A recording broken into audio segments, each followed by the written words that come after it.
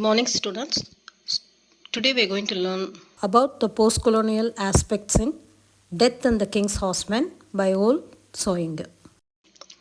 So it is a play by Ol Soyinka based on a real incident that took place in Nigeria during the colonial era. The horseman of a Yoruba king was prevented from committing ritual suicide by the colonial authorities. So இது வந்து death of a king's horseman. இந்த play யார் எழுதுனதுன்னு பார்த்தீங்கன்னா ஓல் சோயிங்க. So எதை base பண்ணி எழுதியிருக்காருன்னா, அவங்க நாட்டு ராஜா, நைஜீரியன் ராஜா வந்து இறந்து போன உடனே, அந்த கிங் இறந்த உடனே அவருக்கு உதவியாக இருந்த அவரோட ஹார்ஸ்மேன், அப்புறம் அந்த கிங்குக்கு ஹார்ஸ், அவரோட குதிரை, அவர் வளர்த்த நாய், இது எல்லாமே சேர்ந்து என்ன பண்ணணும்னா சூசைட் கமிட் பண்ணி அவர் கூடயே ஹெவனுக்கு போயிடணும். ஆஃப்டர் லைஃபுக்கு அந்த கிங்குக்கு அது ஹெல்ப்ஃபுல்லாக இருக்கணுன்றது தான் அவங்களோட நம்பிக்கை. Okay, so the characters in the play. So the first character we have Ellison. இவர் தான் protagonist.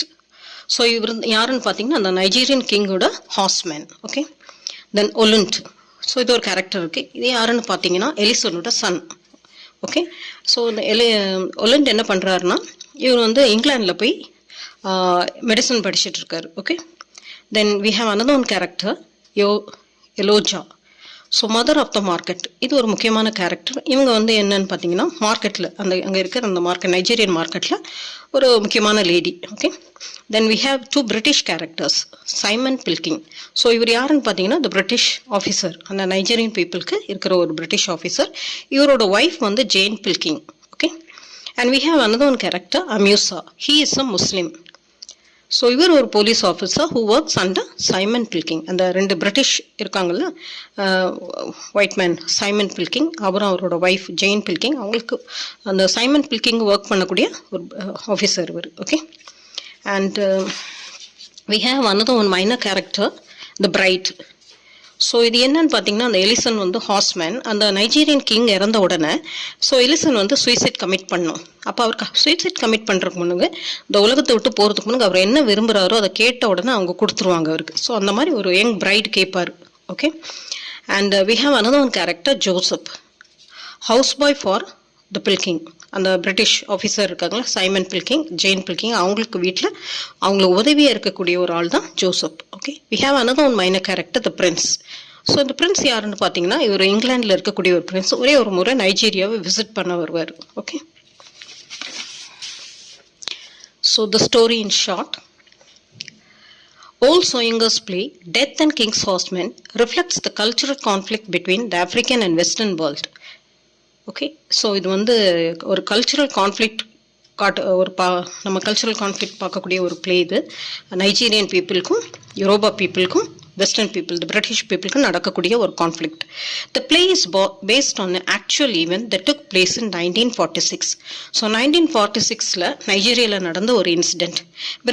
When British colonial authorities prevented the customary ritual suicide from taking place. அது அந்த நாட்டு ராஜா, நைஜீரியன் ராஜா இறந்த உடனே அவரோட ஹார்ஸ்மேன் வந்து ரிச்சுவல் சூசைட் கமிட் பண்ணணும். அதை வந்து அந்த பிரிட்டிஷ்காரங்க என்ன பண்ணிடுவாங்கன்னா தடுத்துருவாங்க. அதை பற்றிய ஒரு பிளே தான் இது. Okay, in யூரோபா society the community is more important then the individual. ஒரு இண்டிவிஜுவலோட உயிரை விட அந்த கம்யூனிட்டி, அந்த நைஜீரியன் பீப்புளோட அந்த இதுதான் ரொம்ப முக்கியம் அவங்களுக்கு. ஓகே, ஒரு இண்டிவிஜுவலாக பார்க்காம அந்த கம்யூனிட்டிக்கு தான் மோர் இம்பார்ட்டன்ஸ் கொடுப்பாங்க. It was also their tradition for the first horseman to commit suicide after the king's death.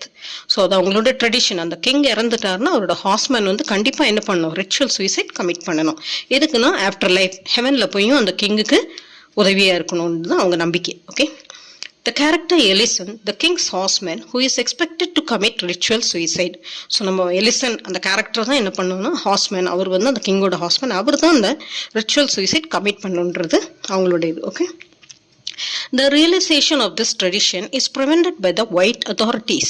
The Simon Pilking அப்புறம் ஜெயின் பில்கிங் இவங்க காதுக்கு போனோன்னு அவங்க என்ன பண்ணுறாங்கன்னா எலிசனை வந்து தடுத்துடுறாங்க, அந்த சூசைட் பண்ண விடாமல் தடுத்துடுறாங்க. Okay, Pilking, the British officer, locks Ellison in a cell and prevents him to commit the ritualistic suicide. So உடனே அந்த சைமன் பில்கிங் என்ன பண்ணுறாருன்னா எலிசனை ஒரு ஜெயிலில் தூக்கி போட்டு அவரை வந்து அந்த ரிச்சுவலிஸ்டிக் சூசைட் கமிட் பண்ண விடாமல் தடுத்துடுறாரு. Okay, Elesin son Olunde who has received a European education commits suicide in place of his father. இது கேள்விப்பட்டதும் அவரோட சன் எலிசனோட மகன் ஒலிண்ட் அவர் மெடிசன் படிச்சிருக்காரு. அவன் என்ன பண்ணிடுவான்னா உடனே அப்பாவை இப்படி இந்த மாதிரி ஜெயிலில் அடைச்சிட்டாங்க, அப்பாவால் இந்த ரிச்சுவலிஸ்டிக் சூசைட் கமிட் பண்ண முடியாதுன்னு தெரிஞ்ச உடனே இந்த பையன் எங்கே இருக்கிற அந்த ஒலிண்ட் என்ன பண்ணிடுவான்னா சூசைட் கமிட் பண்ணிடுவான். Okay, at the sight of his son's body, Ellison strangles himself with his own chains and dies before the gods in the jail. So இதை கேள்விப்பட்டோன்னா அவனோட டெட் பாடி அங்கே கொண்டு வராங்க, ஒலிண்டோட பாடியை கொண்டு வந்து அவங்க அப்பாட்ட காட்ட கொண்டு வரப்ப எலிசன் இதை பார்த்தவொன்னே என்ன பண்ணுவார்னா ஜெயிலே அந்த செயின்ஸாலேயே கழுத்தை நசுக்கி அந்த ஜெயிலே சூசைட் கமிட் பண்ணிடுவார். Okay, so the important points to be discussed, அதாவது அந்த போஸ்ட் கொலோனியல் கான்செப்டில் கொஞ்சம் பாயிண்ட்ஸ் இருக்குது, அதை மட்டும் நம்ம இப்போ டிஸ்கஸ் பண்ணலாம்.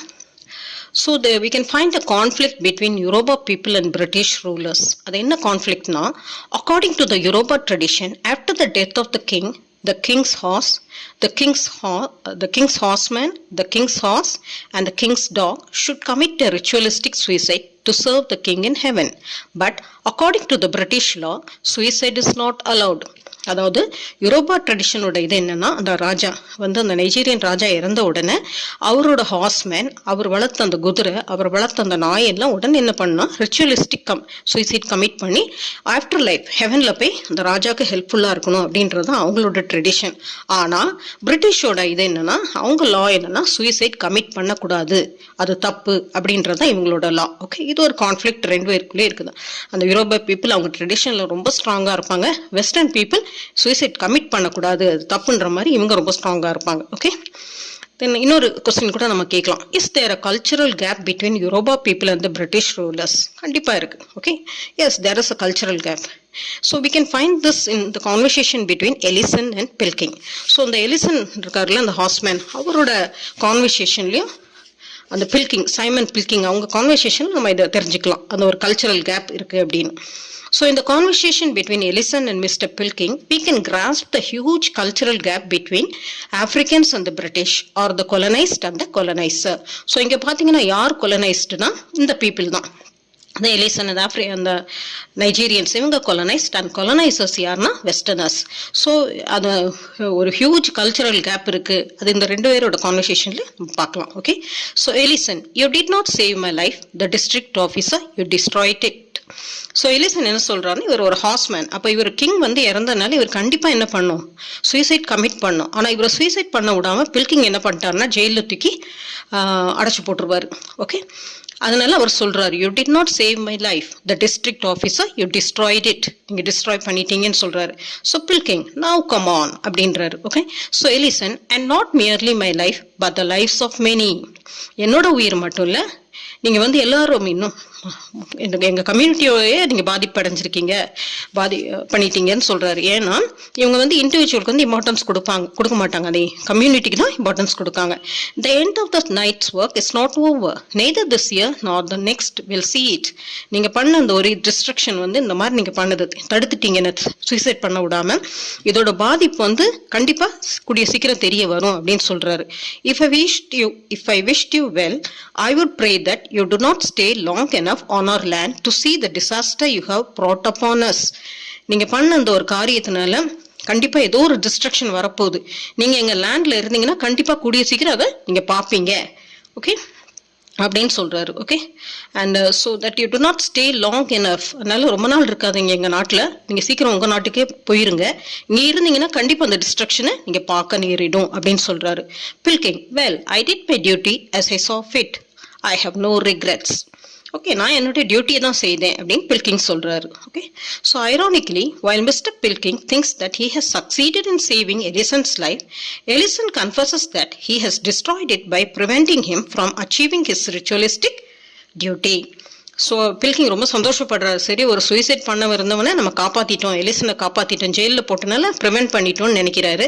ஆனா எலிசனை பார்த்தீங்கன்னா அவன் என்ன சொல்றான்னா டிஸ்ட்ராய் பண்ணிட்டா அப்படின்னு சொல்றாரு. ஓகே, என்னோட இதுவே நீங்க வந்து என்ன பண்ணிட்டீங்க, எங்க கம்யூனிட்டிக்கு இதனால டிஸ்ட்ரக்ஷன் வரப்போகுதுன்னு சொல்றாரு. Okay, so the next point is Do the British colonizers show respect for Yoruba people's culture, belief and rituals? இந்த யூரோப்பா பீப்புளோட கல்ச்சர், பிலீஃப், ரிச்சுவல்ஸ்க்கெல்லாம் இந்த பிரிட்டிஷ் கொலனைசர்ஸ் ரெஸ்பெக்ட் காட்டுறாங்களா அப்படின்னு சொல்லி பார்த்தா இல்லை. அது எப்படின்னா அந்த இன்னொரு கான்வர்சேஷன் ஒலுண்ட் அண்ட் ஜெயின் அவங்களோட கான்வர்சேஷனில் நம்ம தெரிஞ்சுக்கலாம். ஓகே, ஸோ ஒலுண்ட் யாருன்னு பார்த்தீங்கன்னா எலிசனோட மகன். ஓகே, அண்ட் ஜெயின் வந்து சைமன் பில்கிங் அந்த பிரிட்டிஷ் ஆஃபீஸரோட ஒய்ஃப். அவங்களும் ஒரு பிரிட்டிஷ் விமன் தான். Okay, so another important quotation is the conversation between Olind and Jane, in which Jane suggests that Olind should be grateful to Mr. Pilking for preventing his father's suicide, but on the contrary, she finds him upset about this decision. Okay, so இந்த Olind பார்த்தீங்கன்னா இவர் வந்து எலிசனோட Sun, அந்த Hausman அவரோட Sun. அப்போ இவனை வந்து அந்த ஜெயின் பில்கிங் இவங்க எல்லாம் தான் இங்கிலாந்துக்கு அனுப்பி மெடிசன் படிக்க வச்சிருப்பாங்க இந்த பையனை. சரியா, அப்போ இவன் வந்து என்ன சொல்றான்னா, ஜெயின் சொல்றாங்க, நீ வந்து இந்த மாதிரி உன் அப்பாவுக்கு உயிரை நாங்கள் காப்பாற்றினதுனால நீ ரொம்ப கிரேட்ஃபுல்லாக இருக்கணும் எங்கள்கிட்ட அப்படின்றாங்க. ஆனால் பார்த்தா அவன் ஒலுண்ட் வந்து ரொம்ப அப்செட்டாக இருக்கிறான். Okay, Olunde, how can I make you understand? He has protection. No one can undertake what he does tonight without the deepest protection the mind can conceive. What can you offer him in place of his peace of mind, in place of his honor and veneration of his own people? So அவன் என்ன சொல்கிறான்னா, how can I make you understand? இதை எப்படி நான் உங்களுக்கு புரிய வைப்பேன்? நீங்கள் ஒரு பிரிட்டிஷ்காரங்க, உங்களுக்கு எங்களோட ட்ரெடிஷன் எதுவுமே புரியாது, இதை எப்படி நான் புரிய வைப்பேன் உங்களுக்குன்னு சொல்கிறான். He has no protection. No one can undertake what he does tonight without the deepest protection the mind can conceive. அதாவது ஃபிசிக்கலி அவரை வந்து கொண்டு ஜெயிலில் அடைச்சி போட்டிங்கன்னா அவர் மைண்ட் வந்து எவ்வளோ பாடுபடுதோ அப்படின்ற மாதிரி அவன் சொன்னான். What can you offer him in place of his peace of mind? அவர் வந்து இப்போ என்னத்தை தொலைச்சிட்டாரோ, பீஸ் ஆஃப் மைண்ட். அவரை வந்து கண்டிப்பாக சூசைட் கமிட் பண்ணியிருக்கணும், அது எங்கள் ட்ரெடிஷன். ஆனால் பண்ண விடாமல் இப்படி ஜெயிலில் அடைச்சி போட்டீங்க, அவர் இப்போ அவரோட பீஸ் ஆஃப் மைண்டை இழந்துட்டாரு அப்படின்னு சொல்கிறான். In place of his honour and veneration of his own people, அவரோட பீப்புள், அவரோட கம்யூனிட்டிக்கு அவர் ஏதாவது பண்ணியிருப்பார், அதை செய்ய விடாமல் தடுத்துட்டீங்க அப்படின்னு சொல்லி ஒலுண்ட் சொல்கிறான். ஓகே, ஒலுண்ட் makes a strong speech to ஜெயின் trying to explain the importance of Elison's ritualistic suicide in Yoruba culture. He understands the sacredness of this ritualistic suicide for Yoruba people, and thus he describes it as his peace of mind and honor and veneration of his own people. At the same time, he has learned Western understanding throughout his education voyage in England and knows how it is difficult for Western people to accept such a thing. He is stuck in this cultural conflict which leads him to commit suicide instead of his father in order to resolve the dilemma. Okay, so இவன் வந்து ஜெயின்ட்ட பேசுகிறப்போ சொல்கிறான், இதை வந்து எங்கள் ட்ரெடிஷனை வந்து நீங்கள் வந்து புரிஞ்சிக்கவே மாட்டீங்க, இது உங்களுக்கு புரியவும் புரியாது அப்படின்னு சொல்லிட்டு ஃபைனலாக என்ன பண்ணிடுறான்னா, அவங்க அப்பாவால் சூசைட் கமிட் பண்ண முடியாது, ஏன்னா அவரை வந்து ஜெயிலில் அடைச்சிட்டாங்க அப்படின்னு சொல்லிட்டு இந்த பையன் என்ன பண்ண, ஒலுண்ட் என்ன பண்ணுவான்னா சூசைட் கமிட் பண்ணிடுவான். ஓகே, தென் ஸோ இன்னொரு லாஸ்ட் பாயிண்ட் ஒன்று பார்த்துடலாம். So what are the impacts by the British officers to Yoruba people? ஸோ என்ன இம்பேக்ட் பண்ணியிருக்காங்க பிரிட்டிஷ் ஆஃபீஸர்ஸ்ன்னு பார்த்தா, as the British officers, Mr. Pilking prevents Ellison to commit his ritualistic suicide. His son young Olin commits the suicide instead of his father. On hearing this, Ellison also commits suicide in the jail. Because of Mr. Pilking, 2 death has taken place. என்ன impact பண்ணியிருக்காங்க அப்படின்னா, இது வந்து Ellison மட்டுமாவது ritualistic suicide பண்ணியிருப்பார், ஏன்னா அவர் பண்ணி தான் ஆகணும், அவங்க ட்ரெடிஷன் அப்படி. சரியா, அப்போ அந்த நைஜீரியன் கிங் இறந்த உடனே அவரோட ஹாஸ்மேன் எலிசன் மட்டும் கமிட் பண்ணியிருப்பார். ஆனால் இந்த பிரிட்டிஷ் பீப்புள் என்ன பண்ணிட்டாங்கன்னா, எலிசன் ஜெயிலில் அடைச்சி போட்டோன்னு சூசைட் பண்ண போகிறார் அப்படின்னு தெரிஞ்ச உடனே ஜெயிலில் அவரை பாதுகாக்கணுன்ற அர்த்தத்தில் அடைச்சி போட்டோன்னா அவரோட மகன் வந்து என்ன பண்ணுவான், ஒலிண்ட் வந்து சூசைட் கமிட் பண்ணிடுவான்.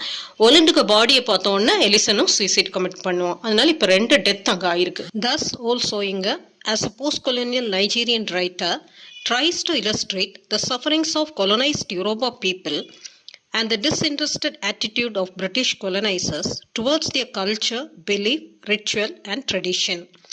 ஸோ நம்ம பார்த்தீங்கன்னா இந்த ஆல்சோ இங்க as a post-colonial writer என்ன சொல்லியிருக்காருன்னா, அந்த கொலனைஸ்டு பீப்புள், அந்த நைஜீரியன் பீப்புள், அந்த பிரிட்டிஷ்காரங்க ரூல் பண்ணுற நேரத்தில் அவங்களோட கல்ச்சர், அவங்க ட்ரெடிஷன், அவங்க பிலீஃப், அவங்க ரிச்சுவல்ஸ்க்கெல்லாம் எந்த இதுவுமே அவங்க கொடுக்கல. ஓகே, ஒவ்வொரு இதுலேயுமே அவங்க தலையிட்டு இவங்களை எதுவுமே செய்ய விடாதனால they show that as a disinterested attitude of British கொலனைசர்ஸ்.